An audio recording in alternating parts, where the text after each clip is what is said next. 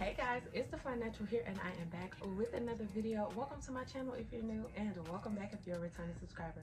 If you're new and not yet subscribed, make sure you do yourself a favor. Join the family by hitting that subscribe button, because I guarantee if you have good taste, and it's only if you got good taste, you'll like it here. Alright y'all, so today's video is for those of you who are thinking about or actually doing your own microloc retie. Now me, I started my locks and I maintain my locks myself. I retie every 6 to 8 weeks using a 4-point rotation. And at the beginning, y'all, it was so hard. It took so long. I made so many mistakes, and I'm here to give you guys a couple of tips so that you won't make the same mistakes that I made at the beginning of my journey when it came to doing your retie. So if you guys are interested in this, stay tuned. All right, so the first tip I'm going to give, getting the right tools. But I can't really elaborate on that too much because I literally have been retying my Microlocs with the very same metal yarn needle from the very beginning of my journey up until now. I ended up getting a lock kit that came with like a little Loc Sanity tool. I never used it because I lost it. So I've been using the same yarn needle to retie my locks for 5 years. So when I tell y'all make sure that y'all find the proper tools, that could be a lock tool because there are plenty of them out there, or it could be a latch hook. It could, which I don't recommend because that looks scary, but it could be a latch hook. It could be a metal yarn needle. So find the tool that works best for you, that you are most comfortable using when doing your Microlocs, when doing your retie, because that can make the whole retie process just a little bit easier on you. The second tip is when you're doing your retie, baby, make sure you can see. You have to be able to see. Now me, I don't personally have to retie in front of a mirror anymore because I've been doing it for so long.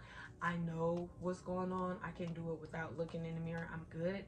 But when you're first starting out, or when you're doing this for the first time, you have to be able to see. Get a mirror, get some lights, record on your phone, do whatever it is that you gotta do, but you gotta make sure you can see, especially if your goal is to make sure you keep your nice, crisp, clean grid. You have to be able to see, so that way you don't make any mistakes. My next tip is to make sure you clip and or ponytail your extra locks and hair out of the way. Make sure you're using duckbill clips. You can use bobby pins, whatever you need to make sure that once you're retying that particular lock, that is the only lock, and that hair from that particular lock is going to be the only hair that is going to be interlocked within that lock. Because if you don't clip the other hair out of the way, things can get confusing. You can end up combining locks. You can end up adding unnecessary hair to a particular lock. Believe me, I have done it all. So make sure that you're clipping that extra hair and those extra locks out of the way. Keep that space clear for that one lock that you're working on.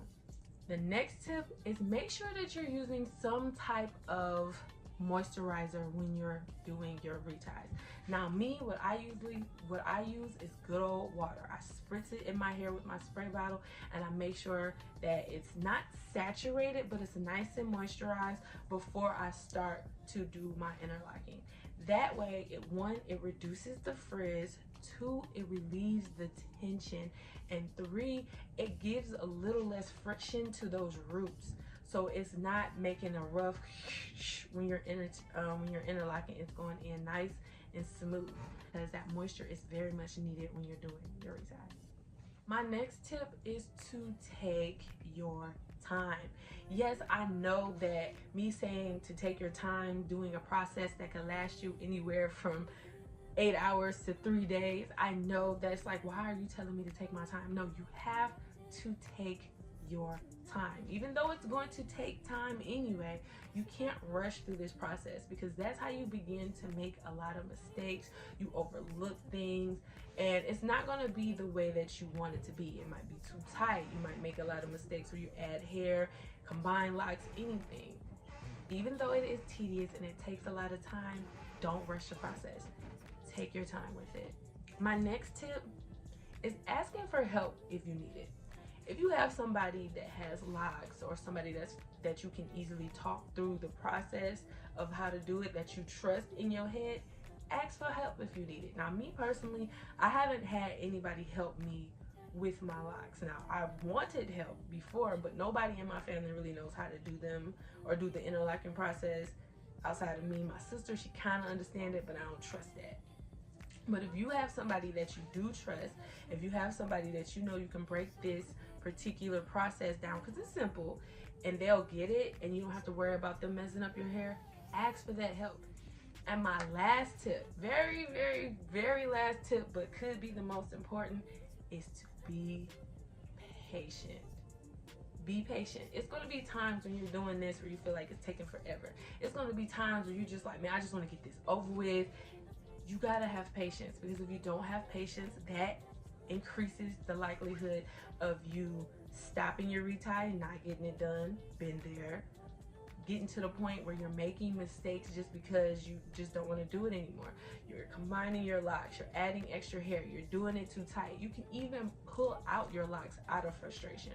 So make sure that when you're going through this process, to be patient. Take a break if you need it. Take a breather. Get you something, get you some water. Go outside.